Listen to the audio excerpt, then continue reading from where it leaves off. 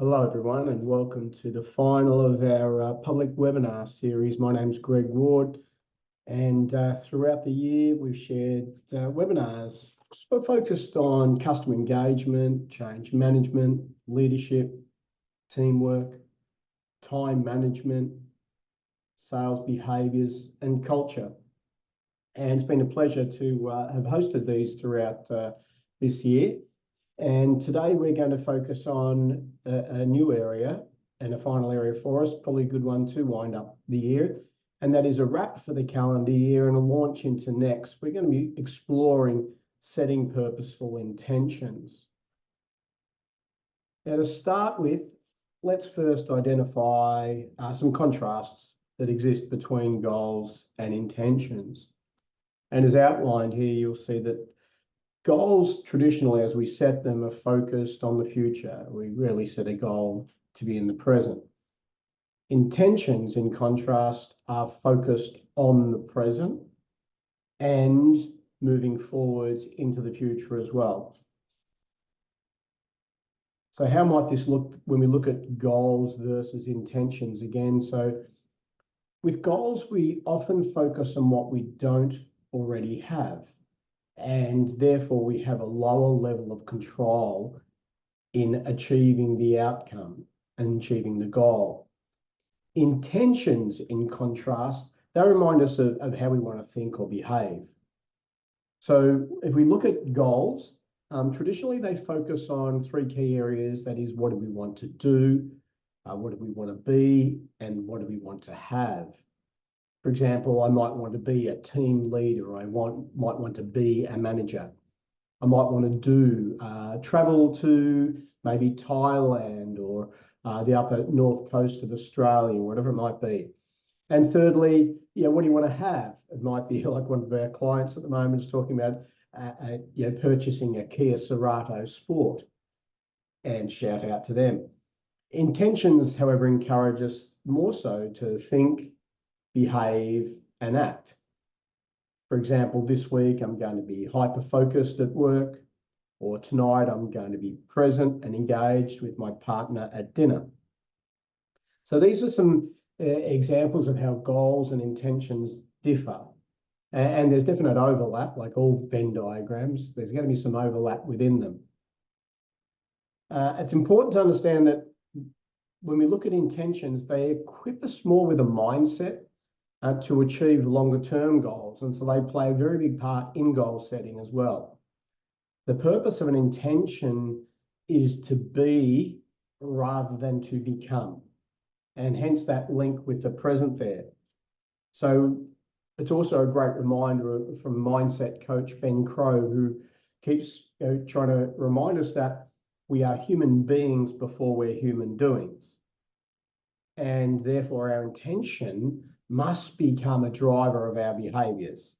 And that driver of our behaviours and our actions can then allow us to move on and achieve some of these goals. So how might this look for us with these intentions? So we have what's called a role of inner dialogue.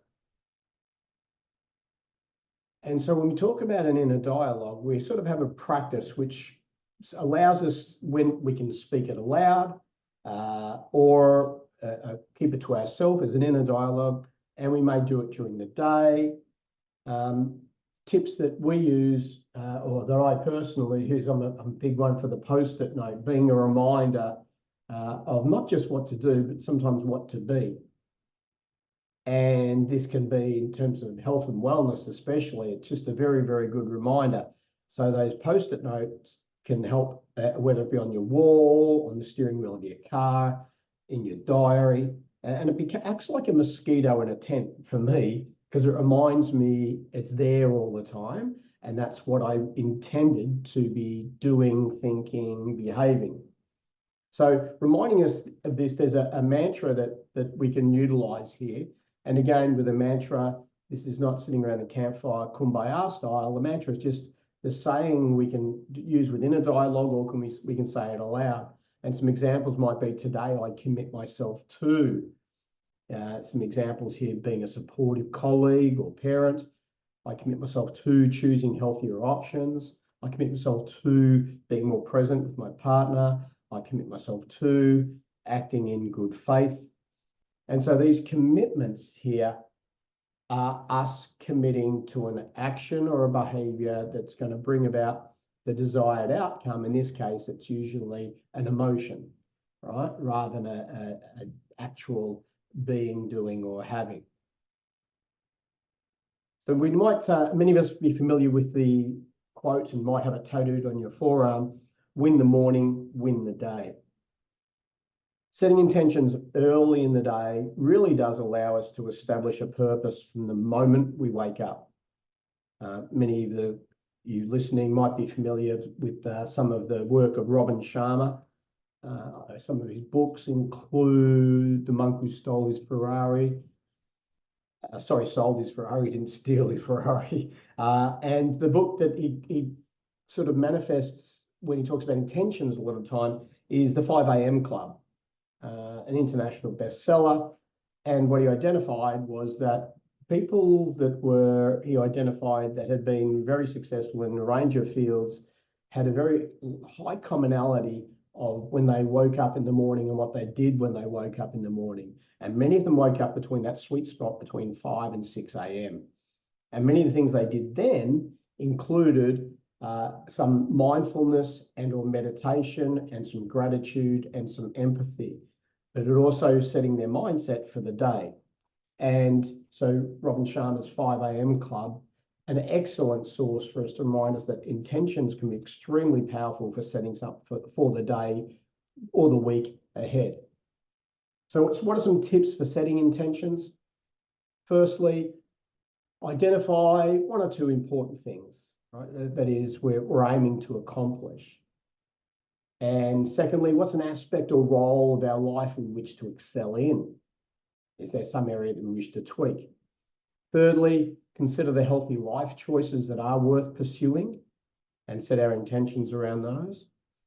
And set intentions around accomplishments we've done historically or previously that have left us feeling the most fulfilled. Keith Abrahams does this in his goal-setting diary, where he asks not just what are the goals we're trying to achieve for the year ahead or the quarter ahead. He often asks us to consider what's a goal or achievement you've achieved previously that you'd love to experience again. And so it's not just once tick it off the bucket list. So these are what's something we might want to look at. So there's some tips to get us moving. The next area I want to realize, we've got to come to this reality check too, that comes when anytime we talk about goal setting or intentions, and we discuss this in all of our workshops, and most managers and leaders are familiar with this, yet not always familiar with the terminology. And a phrase used by an author and a thought leader called Tal Ben-Shahar, and it refers to what we call the arrival fallacy. And the arrival fallacy is the belief that when you arrive at a certain destination, you'll be happy. As the photo points out, this is not usually the case. And the arrival fallacy is in many ways a byproduct of what we call impact bias. And impact bias is that tendency to overestimate the intensity and duration of emotional reactions to planned or future events. So we might be saying, I can't wait until I get to the party, the hotel, the restaurant. It's going to be amazing. And that positive self-talk is great. However, what tends to happen sometimes with this is it can sometimes lead to disappointment because expectation didn't meet reality. And the reality is that the event doesn't make us feel as good or bad as we thought it would. And so we have this impact bias that kicks in, that we believe that once, as mentioned before, once we arrive, the emotions we get will be amazing. And as many people are familiar with goal setting, it's usually the journey more so than the destination, which has the greatest learnings for us and usually brings about some of the most intense emotions as well. Now, other things we need to look at are what the demands on our attention aren't going to go away. We live in a world which demands our attention, right? Either personally or professionally, it's going to happen. This draws us away from typically our desired focus. So we use quite a bit of James Clear's work within some of our programs. And when he quotes that more, few pursuits are more admirable than living an intentional life. And those people who commit themselves to it, and probably one of the more famous would be Mother Teresa that comes to mind here. Those working amongst the lepers at a time, but all those people who really want to make a difference and they dedicate some considerable part of their life towards it. And this is what James Clear is talking about. And this can happen, this can be as simple as parenting. I won't say it's simple, but as clear as parenting, that trying to make a difference to someone else's life, or those who live in the medical world. This is often their mantra as well. Another upside to intentions, unlike the practice of goal setting, intentions don't really have an end date or an arrival point. So it's not as if, that's the end of I achieved the goal now. The intention can be as ongoing as you wish, but it's done by choice, not by circumstance. And intention's usually experienced, right? Because it's how we wish to behave, think, and act. So it's an experiential thing rather than a destination. And therefore, we don't have that arrival fallacy that we think, now we're here, what do we do? This isn't as good as I thought it'd be. So that doesn't tend to happen as much with intentions. And again, they're not in conflict with goals. They're just in contrast to goals. The second book I'd like to make some reference to, or it's actually the third, we've talked about Robin Sharma's 5 AM Club, James Clear's Atomic Habits. The third book I'd like to make some reference to, and it's well worth a read for those who have an interest in the space, is Grit by Angela Duckworth.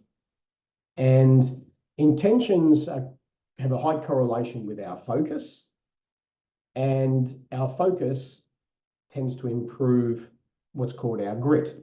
A grit is really, to use Duckworth's sort of definition of it, the ability to persevere towards a desirable state or goal despite the presence of adversity. So how do we improve our focus with grit? One would be developing a fascination with what you're aiming to achieve. So if we are attempting to achieve, whether it be a goal or achieve an intention or achieve an outcome, develop a fascination with it. Like, get into the nitty-gritty, go a bit deeper in it rather than going 2/3 wide and 1/3 deep. Attempt to go 2/3 deep and 1/3 wide. Really start to focus in the area of your fascination. And as you develop this fascination, you'll find you become more focused. Secondly, strive to make these mini improvements each day. Right, so that incremental gains James Clear referred to. Thirdly, remind yourself of the greater purpose, why you're doing what you're doing, why you want to be able to behave, think, or act that way. What's the greater purpose or the greater good or the greater intent? And fourthly, adopting a growth mindset.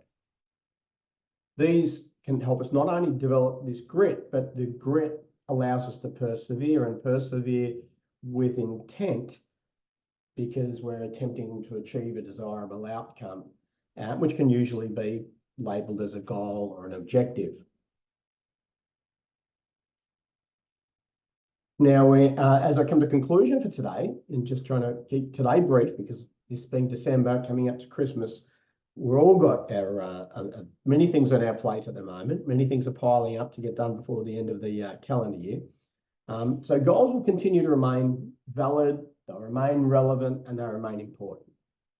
Intentions for us today is reminding us that they may be viewed as an internal compass.